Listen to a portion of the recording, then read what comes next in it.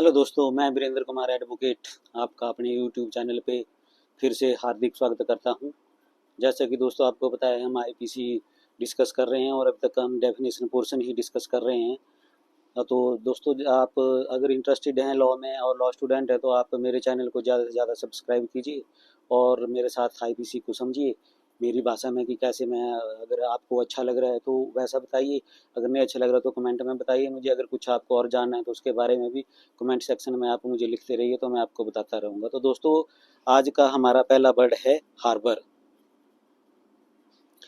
Harbour discuss किया हुआ है सेक्शन 52A में आईपीसी में और सेक्शन 213 भारतीय दंड संहिता में। तो दोस्तों देखते हैं क्या कहती है definition. Harbour mean except in section 157 and in section 130 in the case in which the harbor is given by the wife or husband of the person harbored. The word harbor includes the supplying a person with shelter, food, drink, money, clothes, arms, ammunition, or means or conveyance, or the assisting a person by any means, whether of same kind as those enumerated in this section or not, to evade apprehension. तो harbour का मतलब है कि छुपाना। किसी offender को आप या छुपाते हैं या किसी तरह से उसकी सहायता करते हैं उसको, जैसे कि यहाँ दिया हुआ है इसमें, चाहे आप उसको शेल्टर देते हैं, खाना देते हैं, कोई ड्रिंक देते हैं, मनी देते हैं, क्लॉथ्स देते हैं, कपड़े देते हैं, आर्म्स सप्लाई करते हैं, हथियार सप्लाई करते हैं, कुछ गोला बारूद देते हैं। तो ये अगर किसी ऑफेंडर को आप इन चीज़ों से असिस्ट कर रहे हैं तो आप क्या कर रहे हैं, harbouring of under IPC, that is also an offence. वो हम बाद में डिस्कस करेंगे कितनी सज़ा इसमें है। तो मतलब किसी को भी छुपाना। बाकी एक्सेप्ट जो इसमें दिया हुआ है वर्ड, तो ये आता है एविडेंस एक्ट में, इसको बाद में डिस्कस करेंगे तो आपको सारी चीज़ें समझ आएगी कि वाइफ और हस्बैंड जो है वो एक दूसरे को ये चीज़ें दे सकते हैं, तो उन पर ये हार्बरिंग का ऑफेंस नहीं लगता है क्योंकि उनका रिलेशन ही ऐसा है आपस में। तो उसके अलावा मतलब कोई भी और पर्सन किसी को ये चीज़ें प्रोवाइड कराता है, जैसे कि मैंने आपको बताया, food, shelter, drink, money, cloth, arm, ammunition, इनमें से कोई भी चीज़ सप्लाई करता है या उसको स्क्रीन करता है, मतलब छुपाता है, तो वो सारी चीज़ें जो है हार्बरिंग में आती हैं। तो ये था आज का हमारा वर्ड हार्बर। तो दोस्तों अगला वर्ड है आज का हमारा स्पेशल लॉ। तो स्पेशल लॉ है सेक्शन 41 में डिस्कस किया हुआ है आईपीसी में और सेक्शन 230 में भारतीय दंड संहिता में डिस्कस किया हुआ है। ये छोटी सी डेफिनेशन है इसकी, बाकी समझने वाली बात है। Special law is a law applicable to a particular subject. मतलब जब भी किसी सब्जेक्ट पे कोई लॉ बनता है तो उसको स्पेशल लॉ कहते हैं। जैसे फॉर एग्जांपल मैं आपको बताता हूँ, जैसे बना हुआ है POCSO act, protection of children from sexual offences act, that is also a special law. और दूसरा है प्रिवेंशन ऑफ एट्रोसिटी एक्ट, मतलब SC/ST एक्ट जो बना वो भी स्पेशल लॉ है।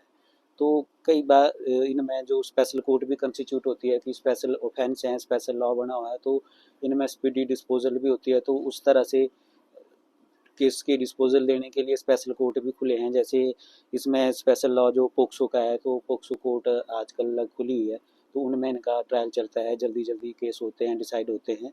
तो ये सारी सुविधा के लिए है, पब्लिक की सुविधा के लिए है जो ये बने हुए हैं स्पेशल कोर्ट्स, ताकि जल्दी से जल्दी पब्लिक को न्याय मिल सके। तो यही है स्पेशल लॉ, जो स्पेशल सब्जेक्ट पे बनता है उसको स्पेशल लॉ कहते हैं। दोस्तों हमारा नेक्स्ट वर्ड है लोकल लॉ। इसकी भी कोई ज़्यादा लंबी चौड़ी डेफिनेशन नहीं है, छोटी सी डेफिनेशन है। Local law means a local law is a law applicable only to a particular part of country. Local law मतलब जैसे पर्टिकुलर, अब आप समझ ही रहे होंगे, जैसे मणिपुर की जनता है या लोकल कोई रहती है तो उनके लिए स्पेशल लॉ बनता है। मतलब लोकल लॉ होते हैं उनके अपने एरिया के जो होते हैं, कस्टम से लॉ डेवलप होता है, वो तो मैंने आपको पहले बता दिया है।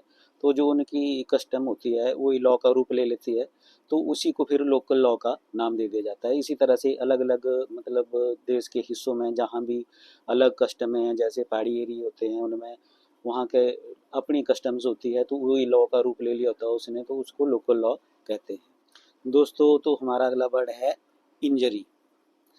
इंजरी आईपीसी के सेक्शन 44 में डिस्कस की हुई है और जो भारतीय दंड संहिता है उसमें सेक्शन 214 में डिस्कस की हुई है। तो इंजरी का देखिए क्या बोलती है डेफिनेशन।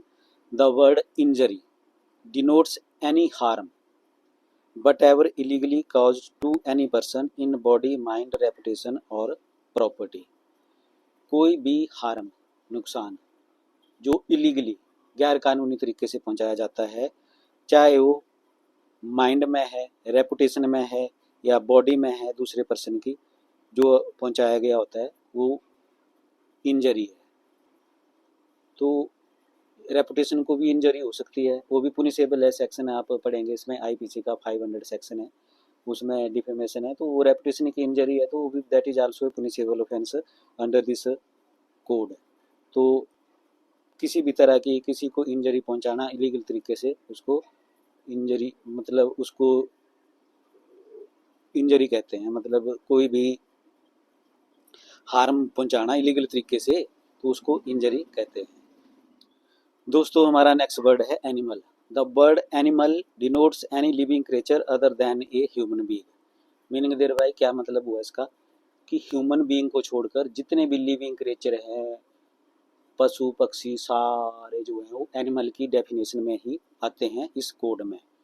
कोई किसी भी तरह का कोई भी प्राणी एक्सेप्ट आदमी के छोड़कर, आदमी मतलब ह्यूमन बीइंग को छोड़कर, आदमी मैं मतलब स्पेशल जेंट्स से ही नहीं है, मतलब ह्यूमन बीइंग जो भी है उसको छोड़कर जितने भी और लिविंग क्रिएचर प्राणी हैं, मतलब जो भी है जीवंत प्राणी, वो सब एनिमल की डेफिनेशन में ही कवर है। दोस्तों हमारा नेक्स्ट वर्ड है वेसल। वेसल क्या मतलब क्या है। वेसल को डिफाइन किया गया हुआ है सेक्शन 48 आईपीसी में और सेक्शन 232 मतलब क्लाउज 32 में भारतीय दंड संहिता में।